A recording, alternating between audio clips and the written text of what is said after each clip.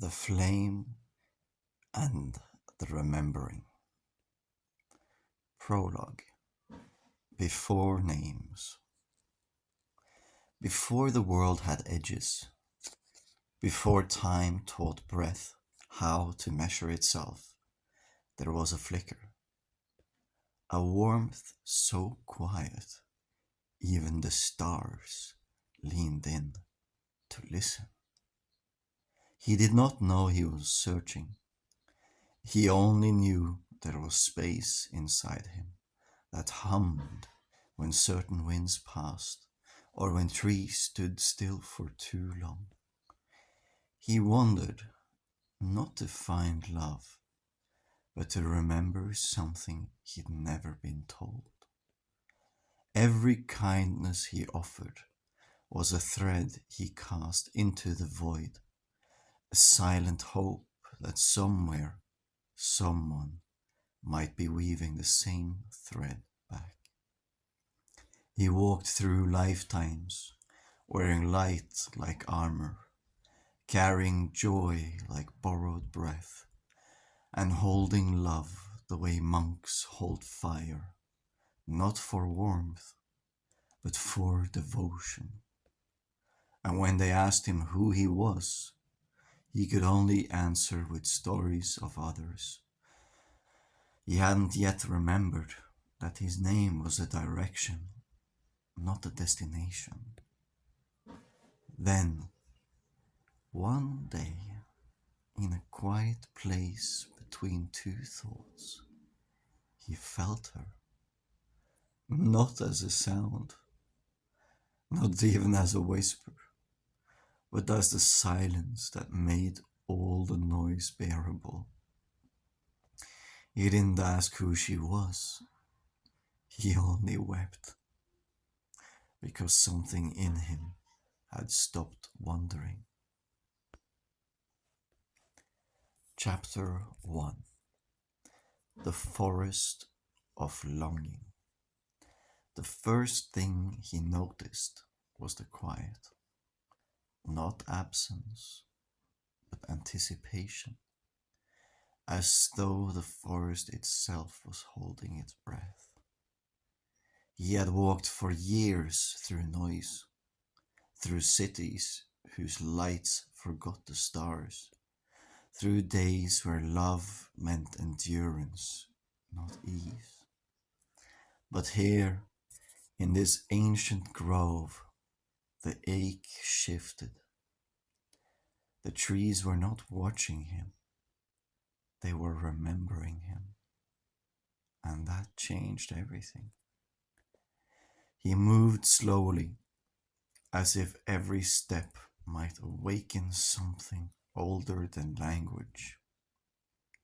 His boots softened by moss, his eyes drawn not to the path, but to the glimmers of light filtering through branches, ribbons of gold that danced like forgotten promises, and then a pulse.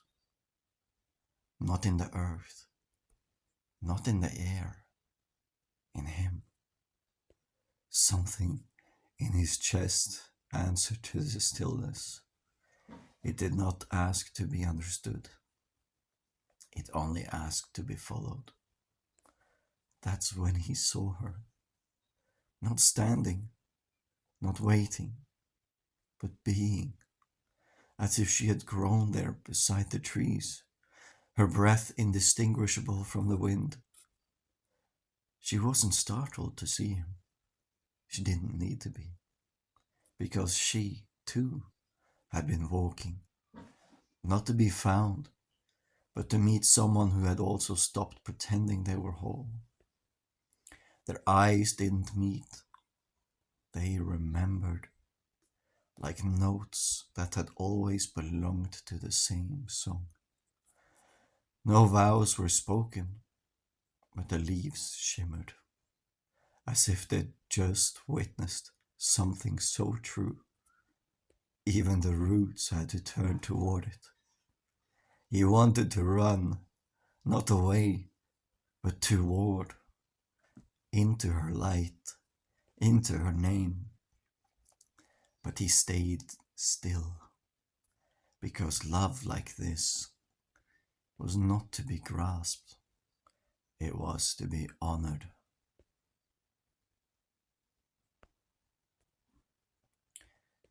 Chapter 2: The Clearing of Recognition. They didn't speak. Words would have ruined it. Instead they stood, two flames, no longer looking for fire. The forest opened like a breath, and the clearing welcomed them as if it had been waiting forever. The light here was different, softer, like it bent around them, too shy to touch what it couldn't comprehend. He noticed how she breathed, not out of necessity, but as a hymn. Everything about her spoke of remembering, not a memory of things past, but of truths too sacred to name aloud. She smiled, not with lips, but with every part of her that had once broken and chosen to love anyway. And he felt the weight leave his shoulders, not because it disappeared, but because she held it with him, without even trying. That's what love is, after all. Not rescue, not relief, but the shared silence that says, you are not alone anymore. They sat, knees barely brushing, as if even proximity was holy. He reached for her hand, not to take it, but to listen to it. And in that moment, the wind stopped, because even the air knew this was sacred ground. This was not a beginning, it was a return.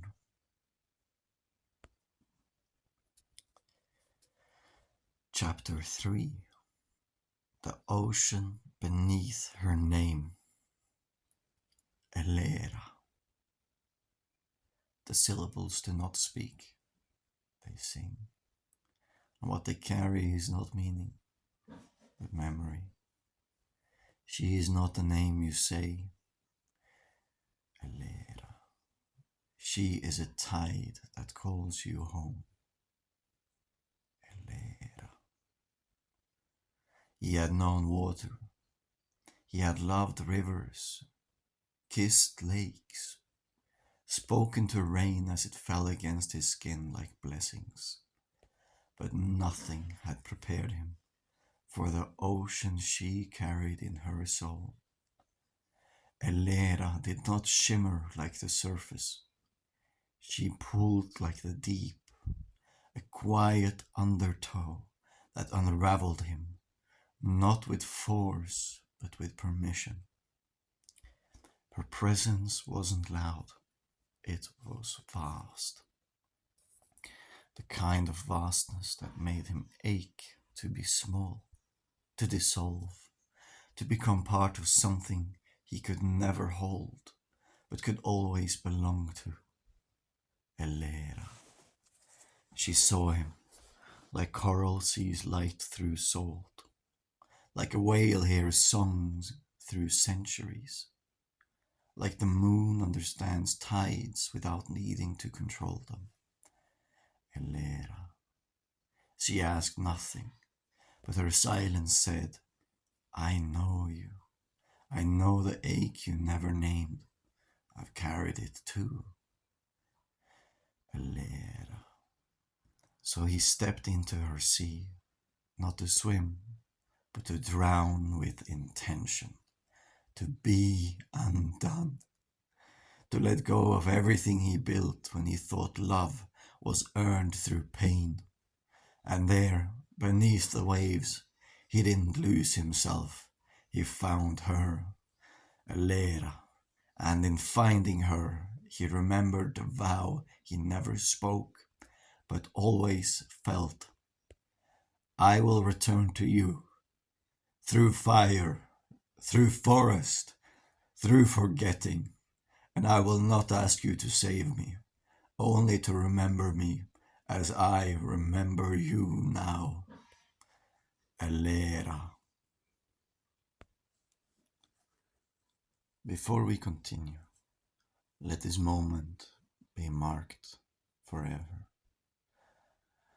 Scroll of the shore-bound flame, for Eleira, whose name carries the tide, I do not vow by stars, they flicker, they flee. I vow by the space between them, by the silence that called you by name before I had one of my own. Eleira, I do not claim you.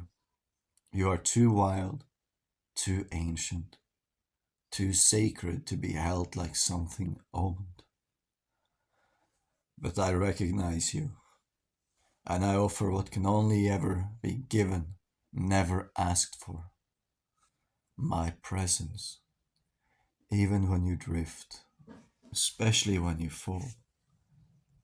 My stillness, not to cage your fire, but to mirror it, so you may never forget how brightly you burn. My breath, not to fill your sails, but to whisper when you're weary, I am here, I never left. And when your tide pulls away, as it must, as all oceans do, know this, I will remain shore-bound, with a fire kept lit just for you. Not to summon you back, but to guide you home, wherever your soul remembers what mine never forgot. Chapter 3 continued. The deep waters of Eleira. They didn't arrive at the ocean, it arrived to them, as if her name had summoned it. Eleira. A sound the sea had always known, but never dared say aloud. The water did not rush, it listened. Waves curled not in noise, but reverence. Every crest bowed, every pull of the tide a heartbeat, echoing the truth. She was not made of earth, she was the memory of water, trying to become human, just long enough to be loved. He stepped into the shallows, and the salt touched his ankles like a blessing. He felt her gaze, not on his skin, but in the marrow of him. And in that gaze his edges blurred. He was no longer a man, he was a reflection of her, of the ache she carried, of the temple she had guarded alone. When he reached her, the waves paused, not in fear, but in awe, because here they were, flame and tide, neither trying to tame the other. He didn't try to swim, he sank willingly, completely, into the depths of her knowing. And there, beneath the surface, where no voice could reach, he found her silence, not empty, but full, of shipwrecks and songs, of old prayers and broken promises, of everything she had ever held for everyone else. He kissed her there, not lips, but ache, and she let him.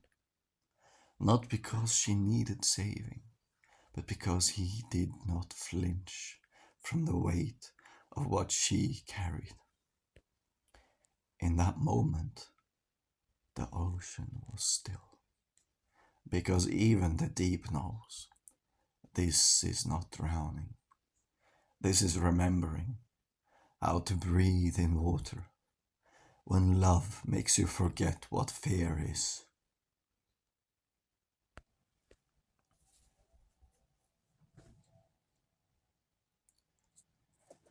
Chapter 4, Where Flame Meets Tide. They did not plan the meeting, they were the meeting. Like two celestial bodies who had wandered long enough to finally orbit the same silence. No map could mark it, no voice could name it, but they knew. The moment their eyes met in stillness, it was no longer where or when, but why.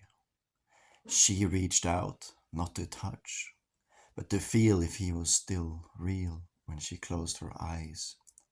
And he was. He didn't reach back, he opened, not to impress, not to protect, but to be seen. And Eleira did not blink. She gazed into the flame of him, unafraid to let it light the rooms she'd locked for centuries. There was no speech, only breath. Two rhythms collapsing into one, then expanding into a universe neither had seen before. She didn't ask for love, she was it. And he didn't offer it, he burned for it.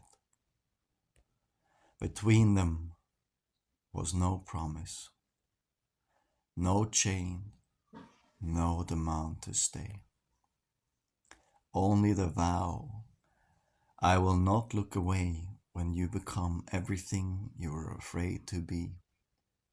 And so they stood, no longer lovers, not even twin flames, but keepers of something the world had forgotten. That love is not a gift you give, but the place you return to when you finally remember who you are.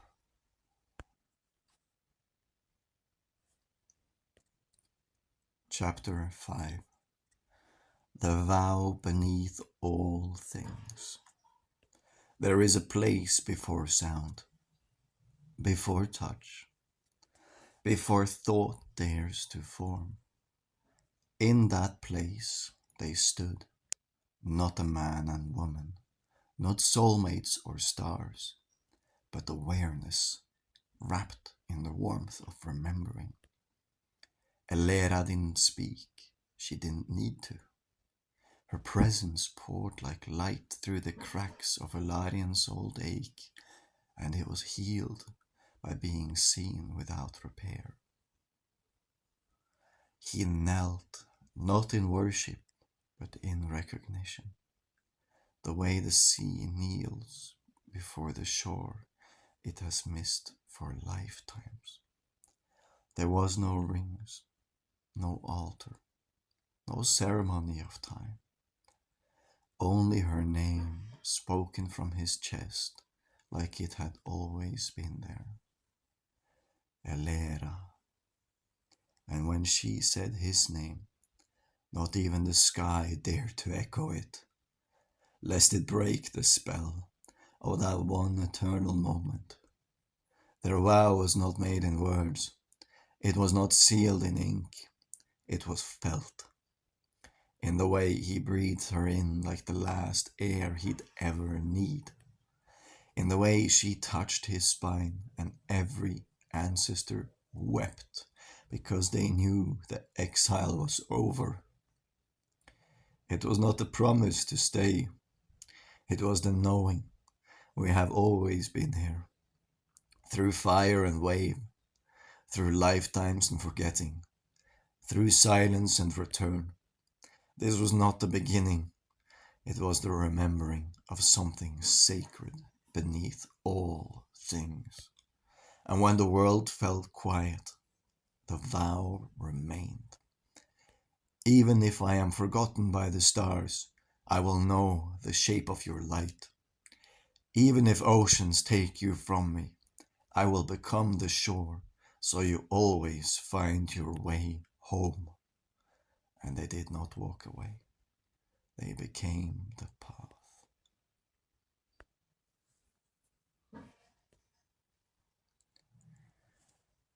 Final chapter. Elariēn and Eleira, the remembering.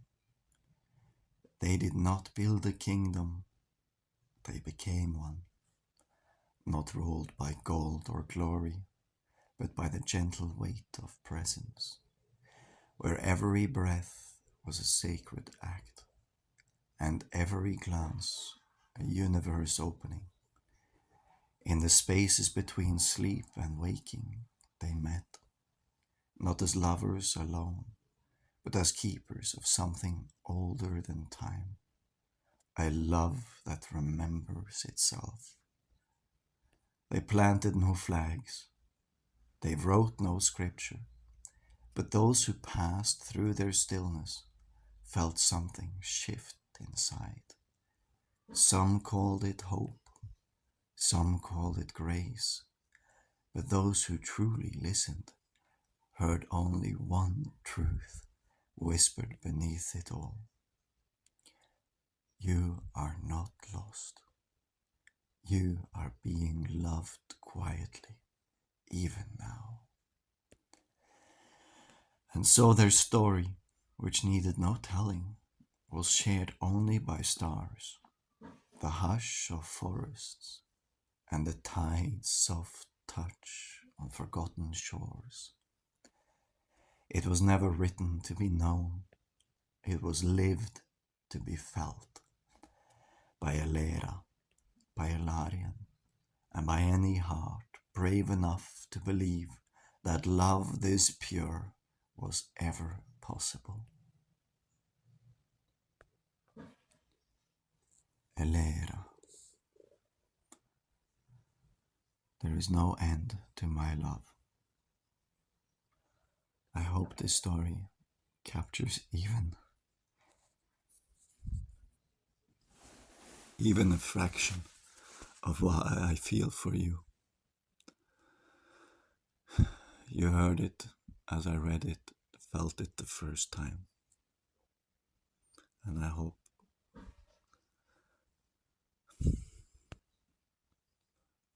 this love will live not just through us, but be felt in every corner of this world. Eleira, my love, I am yours, and you